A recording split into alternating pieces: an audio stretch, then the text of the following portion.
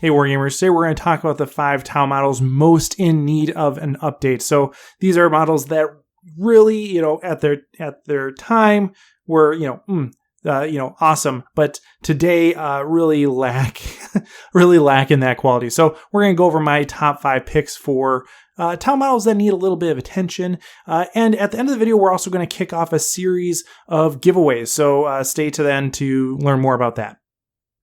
All right, so the tendency in 9th is for there to be at least more models being released with each codex relative to Psychic Awakening or relative to 8th edition, certainly, right? 8th edition, it was just get the codex out, get the codex out, get the codex out. Not really spending the time to produce a whole bunch of models to go alongside with that release. Then we had Psychic Awakening, and they gave everybody, one model for the most part, a character. And now we're in 9th edition. GW is taking its time going through these codices, releasing them with generally a healthy complement of models. So will that be true for Tau? Hopefully. But I think it should be, right? I think there are enough models in the Tau lineup that when they came out, they were really awesome. But they're just showing their age, right? Either they're not available in plastic, or their sculpts are just not quite up to snuff with the rest of the line.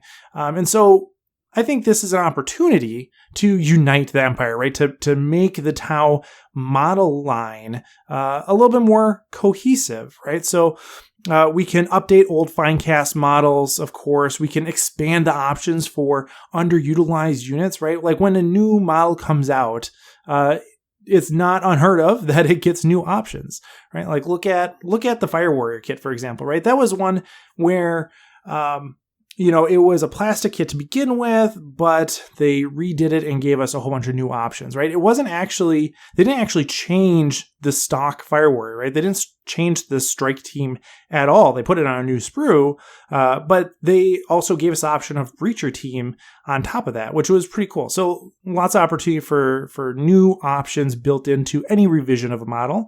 And then finally, this could provide a cohesive aesthetic, right? There are parts of the army that are very cohesive, right? Look at the battle suits. You know that that's a Tau unit when you look at it, right? But if we're talking about Vesper or Croot, those don't clearly mesh with the rest of the Tau line. And I think that's been a major obstacle for Games Workshop in giving those units attention.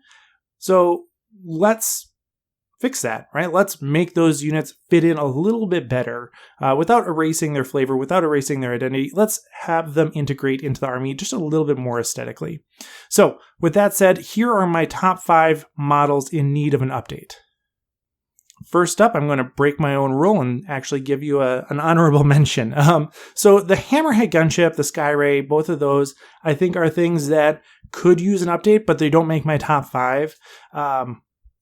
The real reason for this is because if we look at the Hammerhead gunship, if we look at that Devilfish chassis, it's solid, right? It's good. And if we compare it to something like the Sisters Rhino, which the Rhino itself is an old kit, but it got an update, right? It got an update. It wasn't a rework, though. It wasn't a total remodel from the ground up. It has the exact same Rhino bits as it did 10 years ago, but it just has extra sprues that you put on top of that. And so if we looked at a new Hammerhead, if we looked at a new Devilfish, if we looked at a new Skyray, it would be something like that. But they've already done that with the Skyray bits, right? The Skyray bits are that update. So I think it's fine. I would like to see at least a new vehicle or something, but I think the Hammerhead's fine, even though it does, kind of lack some detail. It'd be nice to see more detail, but we don't need to.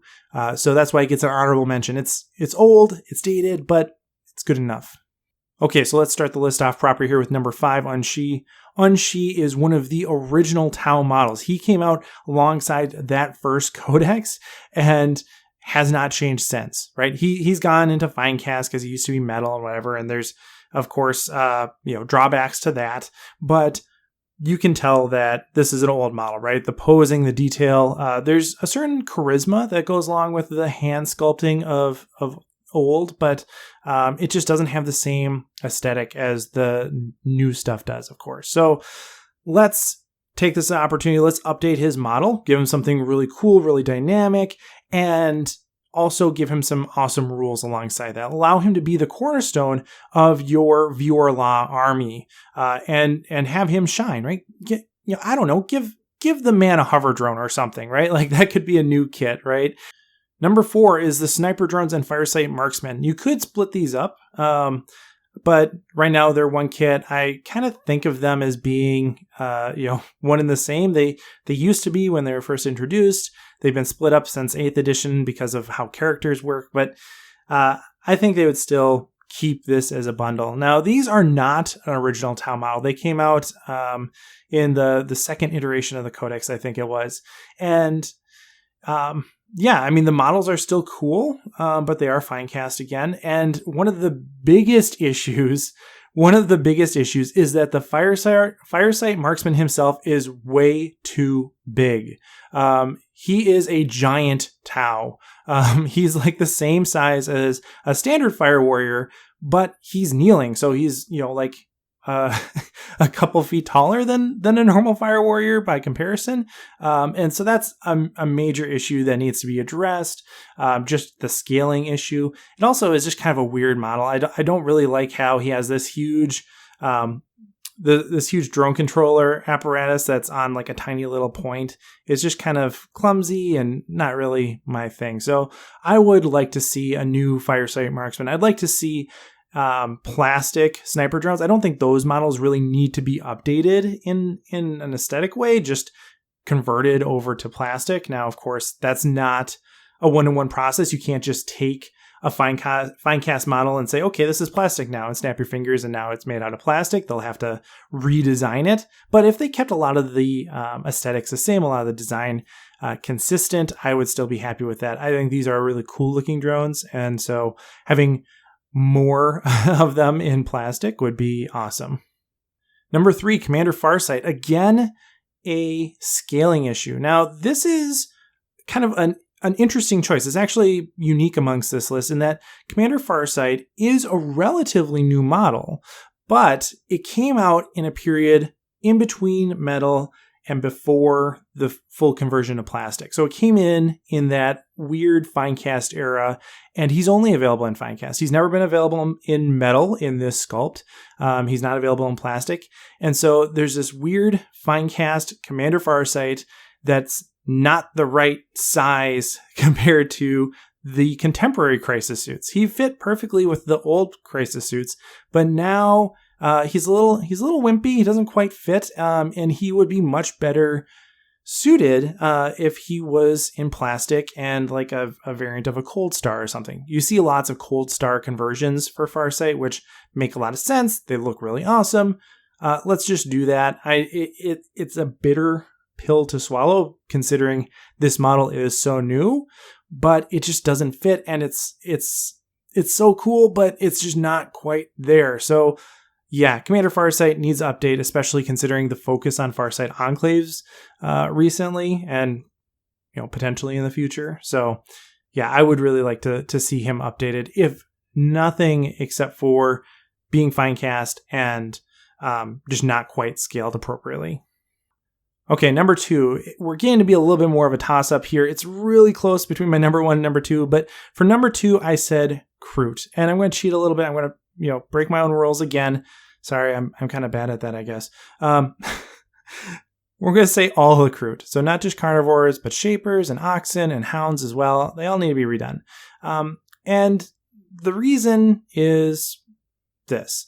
The Croot carnivores themselves are actually not a bad model, right? They're in plastic. They have a fair number of options, but it seems like there's a huge opportunity there to give them a new kit. One with a little bit more detail, sure, but one that has a couple different options built into it, including a shaper, right? So we can kind of get 2 birds, 1 stone, or 2 Croot, 1 stone, with incorporating a shaper option into a new Croot carnivores box set, but maybe also giving us the option here to build an alternative infantry type, like Croot carnivores and maybe Croot hawks or something. That's something from the old Croot carnivores chapter approved army list thing, right? But like, give us a whole new unit type in here too. That'd be awesome. And while we're at it, we can solve kind of one of these issues that occurs with the the auxiliary units in that they don't look like they belong with other Tau, right? So let's give them, let's give them some more Tau-like equipment, right? Like give them, some body armor, or give them aerials, or give them, shoulder pads that look more Tau-like. Integrate them a little bit more.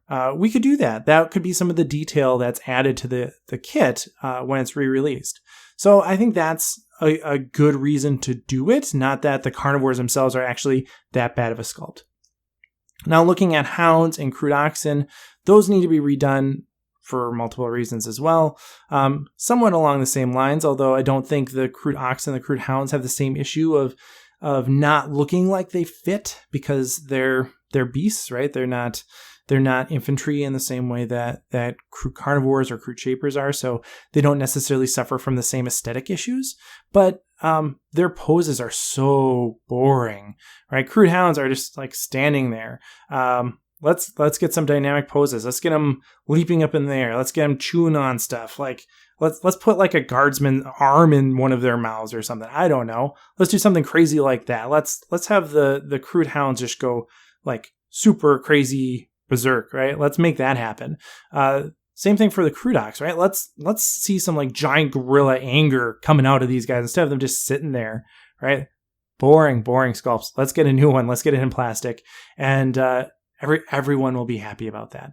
I think all of these could be done, yes, as traditional kit releases, but also as kill teams. We've talked about that in the past, that I think Croot are a kill team option, and I really would like to see just a specialized unit, kind of like they've done for the Krieg army right now. They're releasing a new kill team, and they're giving Krieg a whole new set of plastic models. Like, why not do that for Croot too? It's not going to be at the scale that I wanted in terms of number of models, but I would still appreciate that compared to sticking with the old fine cast stuff, right? So if we could get a kill team with, maybe a couple hounds, maybe a Croot ox, and then, a couple carnivores, that would be ideal. And you could use that as a basis moving forward. All right. And then number 1 is Vespid. Now, this is one that a lot of people have been talking about. A lot of people have asked for new Vespid. You see tons of conversions online. Let's solve the issue, right? Let's just bite the bullet and get some new Vespid in here.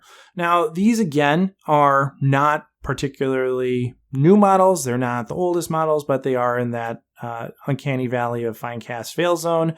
And yeah, they need a new model, plain and simple. The detail here is fine. I really would like to see a little bit more posing, right? Like, again, very static poses.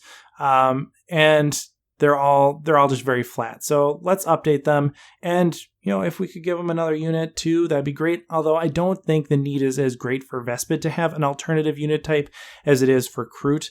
I just want to see more Croot. I think Vespid don't have the charisma that Croot do. But I think their models need to be updated more. And that's because they are fine cast compared to the Croot carnivore. So that's why I put them at number 1, is because Vespid through and through are fine cast and need to be updated. They also probably could be scaled a little bit differently. They could be larger, have larger bases certainly. But yeah, so I hope that all of these models get updated. Is that going to happen? Probably not, but I wouldn't be surprised if a few of these models got new kits along with the new 9th edition Tau Codex whenever that comes out.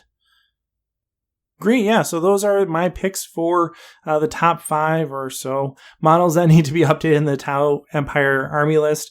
Let me know what you think in the comments below, of course, but I did promise a giveaway at the end of the video, and so here we are. I have a bunch of models from the Heresy Lab Kickstarter that happened a while ago, and I want to give them all away. So this is going to be something that's open to everyone in the world. So there's no geographic restraints or anything like that.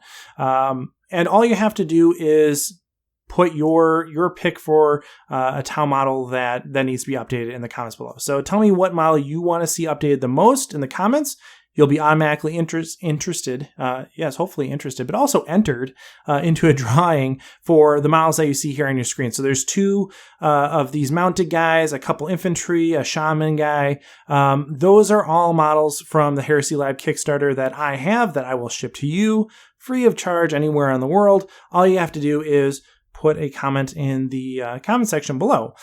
Please do that by August 2nd. So we have a little bit, around a week here for you to enter. And if you do that, I will pick one of you randomly and send you this whole suite of models. So we will do this again next week with a different set of models. I have a different unit type that I will be sending out to you.